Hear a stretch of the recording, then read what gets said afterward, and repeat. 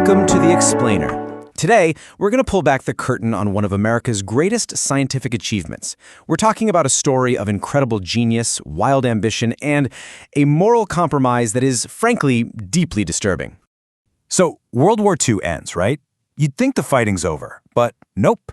A whole new kind of conflict was just heating up. It was the Cold War, and it pitted the United States against the Soviet Union in this incredibly high-stakes race for tech and military power. The winner? Well, the winner would basically dominate the globe. Now, to get that winning edge, the United States made a really controversial call. Under a top-secret program codenamed Operation Paperclip, it brought in hundreds of Germany's top scientists.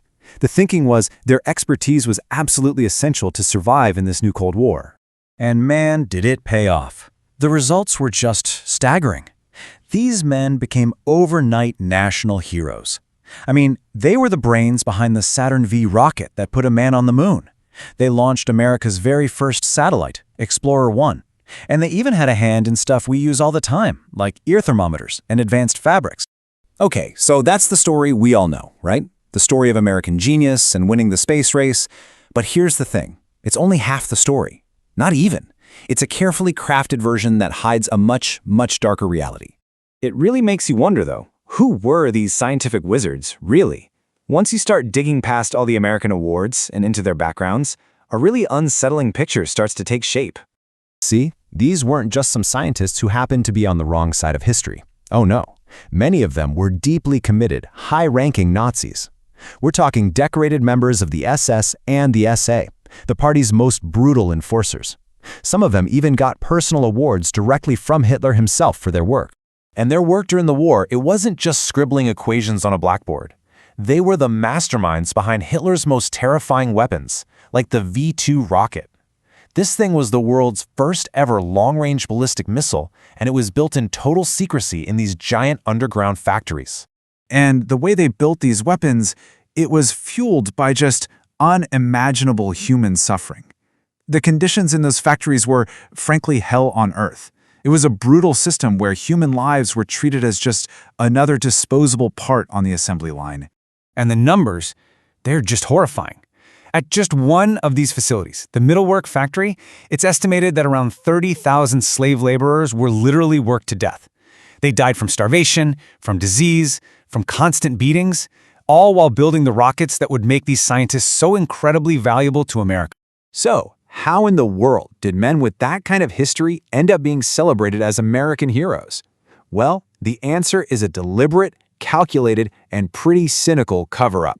You have to remember the Cold War was heating up fast, and for U.S. officials, it became a cold, hard calculation.